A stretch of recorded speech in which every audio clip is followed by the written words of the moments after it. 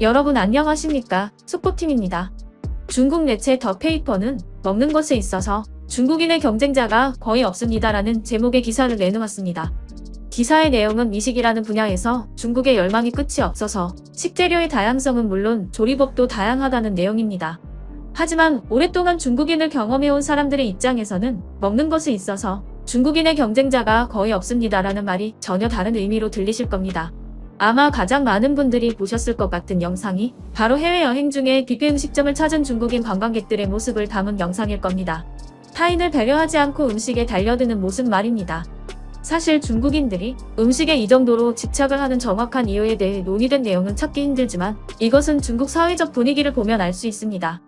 과거 한 중국인이 한국 언론에 나와서 중국 사회에 대해 이야기를 한 적이 있습니다. 한국에서는 아이들이 사탕을 가지고 싸우면 싸우지 말고 나눠 먹어라라고 가르치는데 중국에서는 뺏기면 내가 굶는다라고 가르친다는 것입니다. 몇 달 전 한국의 대학교에서 한 중국인 유학생이 식판 가득 고기 반찬을 가져가서 몇 점 먹고는 다 버려서 대부분의 학생들이 반찬을 먹지 못했던 사건이 있었습니다. 이에 급식업체는 뒷사람을 생각해서 조금씩만 가져가달라는 공지를 붙였지만 중국 유학생들이 집단으로 항의를 해서 공지가 내려갔습니다. 이러한 집단 이기주의가 중국 경제 규모와는 별개로 절대로 선진국 반열에 오를 수 없는 이유라고 경제 전문가들은 말하기도 합니다. 그리고 요즘은 중국에서 앞서 설명한 모습이 자주 보이는 시기입니다. 原来吃席也是讲究战略的。最近有网友总结出了搂席攻略，想要吃席吃得好，选对位置很重要。喜欢吃肉就和年轻女生坐一桌，她们为了保持身材，通常只吃素菜，而且还吃不了多少。喜欢喝饮料就和老人坐一桌，他们眼里基本只有肉菜，对酒水饮料没有兴趣，饮料随你喝。喜欢打包就和年轻男生坐一桌，因为他们都爱面子，不好意思打包。喜欢吃菜就和中年男人坐一桌，他们一般都爱喝酒，喝酒的人基本上菜很少动。小孩那一桌得看年纪，15岁那种建议别去。还有吃了大半辈子席的老奶奶得出的吃席口诀：眼睛盯住，筷子不慌。咱们就说马上就过年了，各种酒席少不了。你知道跟哪些人坐一桌了吗？ 중국은 설날이 가까워질수록 잔치가 많아지는 편입니다. 그리고 수많은 중국 잔치에서는 남이 먹기 전에 하나라도 내가 먹어야 한다고 생각하는 사람들이 많습니다. 중국 잔치에서 쉽게 볼 수 있는 장면입니다. 음식이 나왔지만 바로 비닐봉지에 쏟아붓습니다. 여기 이 남성은 비닐봉지에 이미 음식을 여러 개 포장했습니다. 그것도 부족한지 다른 음식을 담고 있습니다. 그런데 아이가 젓가락으로 다 찌르네요. 여기 이 남자는 새로운 음식을 받아서 식탁에 놓고 있는데 그 틈에 달걀 요리를 전부 가지고 가네요. 열받은 남자는 신박한 방법을 생각해냅니다. 이 장면은 잔치집에서 동네 주민들에게 음식을 나눠주는 영상입니다. 처음에는 조금씩 달라고 하던 아저씨는 계속해서 달라고 합니다. 계속된 요구에 주인장이 정말로 화가 났습니다. 중국 잔치에서는 참석자들에게 고가의 담배나 술을 선물로 주는 경우가 있습니다. 그런데 이것을 참석자 숫자만큼 준비하는데 타인의 것을 가지고 가는 사람들도 많습니다. 그 외에도 흡연자가 이용할 수 있도록 부갑 정도를 식탁에 올려놓습니다. 그런데 많은 중국인들이 이것을 통째로 가지고 가버리는 것입니다. 그렇다 보니 이러한 행동을 사전에 차단하는 노하우를 담은 영상도 있습니다. 잔치 참가자들에게 한 개리씩 빼서 피우라고 식탁에 놔둔 담배를 갑채로 가지고 가려는 사람들을 막는 방법을 공유한 영상들입니다. 이 영상에 나오는 남성은 관련 영상으로 유명한 중국인입니다. 방금 그 남성의 또 다른 노하우입니다. 식탁에 앉은 사람들이 같이 마시라고 둔 고급 술을 가지고 가는 획기적인 방법입니다. 이런 손놀림은 거의 타짜 수준입니다. 이러한 행동들이 얼마나 일상적이면 한 중국인은 연휴마다 돌아다니면서 영상을 찍어 올리기도 했습니다. 这把吃席的含金量堪比全国前5，花生米刚端上去就被火力瞬间覆盖，大伙直接拿起大勺子舀过来。注意看，上烤鸭了，刚拿到鸭腿就被他俩狙击。终于上硬菜了，我放下盘子的那一刻赶紧夹过来。面对高端局，你千万不要犹豫，不然等待你的就是光盘。注意看，香肠来了，我还没放下去呢，他们就是火力覆盖。这个时候千万不要慌，先拿筷子夹一个。坏了，饮料被反了，我们都吃上了，邻桌还在收拾场地。众所周知，大虾的出现必将引起腥风血雨。刚落地，我还没看清就已经光盘，上素菜了，让他们先加，咱们先静观其变。注意看啊，现在开始上排骨了，不等我放稳，他们就已经出手，那还等什么？咱们也去加一个。从这里不难看出来，场上的选手已经散发了100%的战斗力。请注意，现在上大盘鸡了，遇到高端局千万不要挑三拣四，随便加一个肉过来，慢一点只能吃土豆。开始上鱼了，刚放下他们就已经果断出击，现在不要慌，看准时机。虽然被他们打断节奏，但是没关系，我上去就加一块肉。现在场上选手所散发的火力一度让我汗流浃背。炸糕来了，这可是高端局的最爱，落地就是光盘，我甚至没看清。我承认他的手速很快，但不过是给我打了工而已。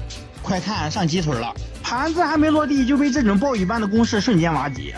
上红烧肉了，面对高端局不能有丝毫懈怠，先加一张饼过来。很显然他们只知道用筷子夹肉是吧？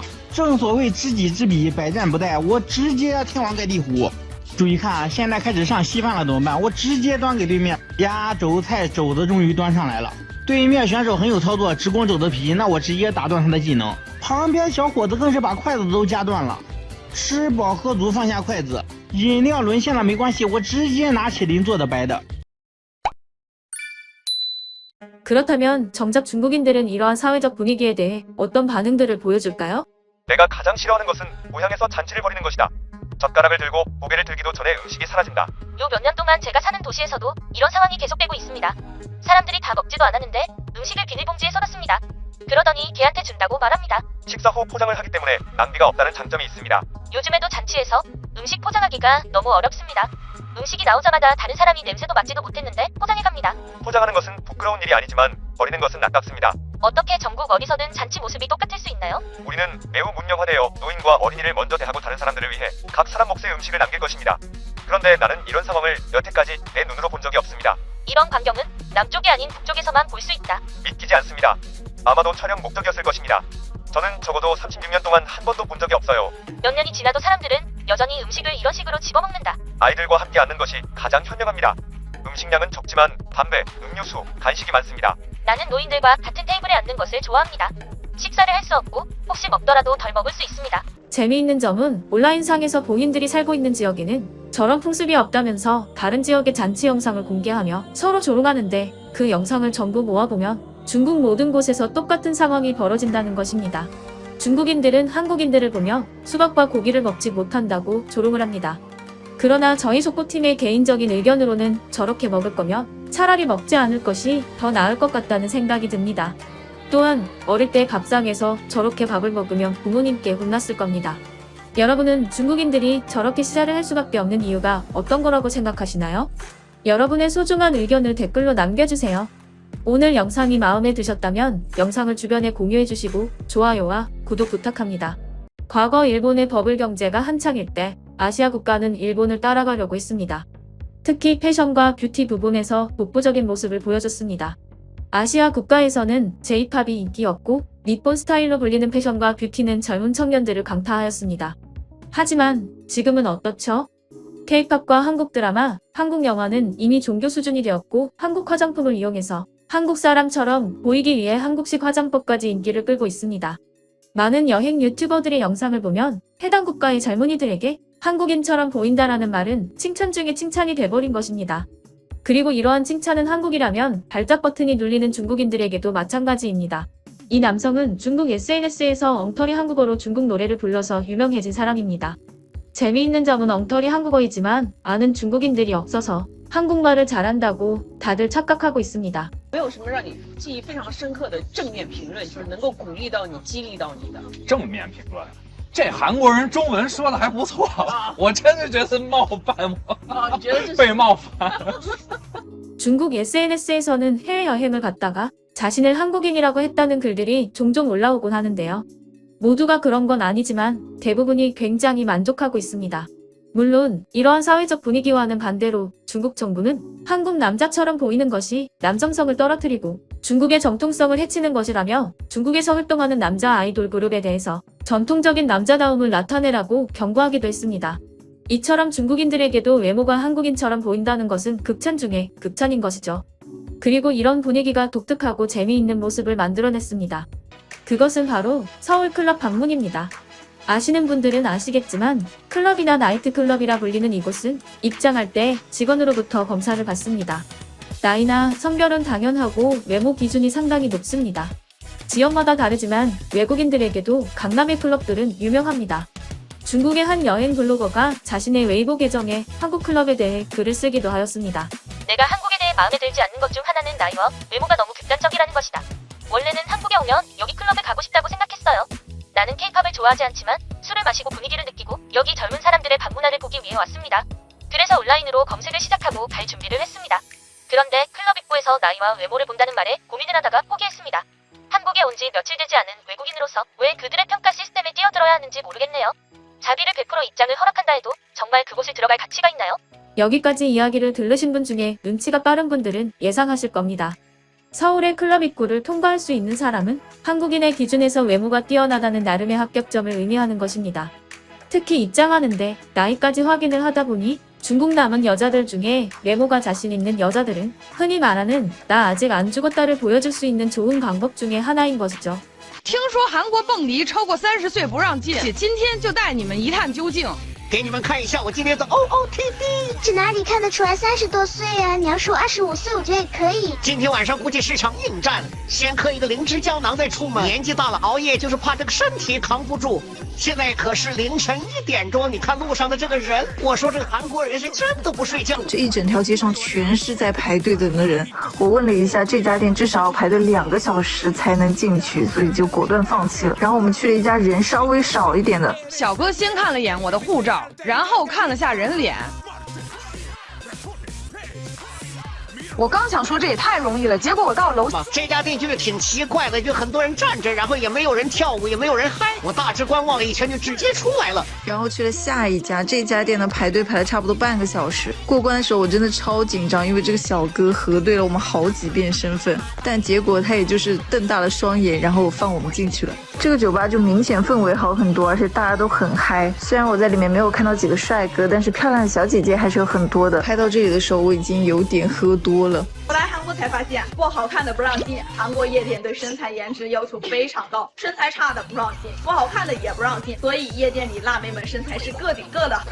后来才知道，江南区美人的蜜桃臀其实都是假的，她们全都是靠这个收腹提臀裤，既能提臀又能收腹，穿上之后小肚子瞬间消失，还可以自己调节长度，能完美的贴合身体的曲线，透气不卷边。穿上之后，满满的女人味溢出屏幕啊！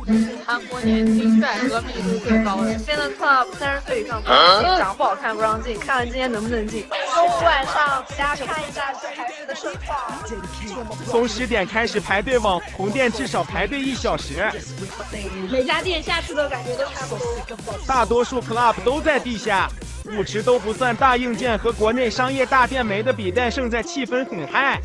笔友大多是大学票，酒水价格都在50人民币左右，要门票的店会送1杯酒。不睡觉的韩国人一直会嗨到早上。 더 놀라운 점은 단순히 인터넷 인플루언서들만 도전을 하는 것이 아닙니다.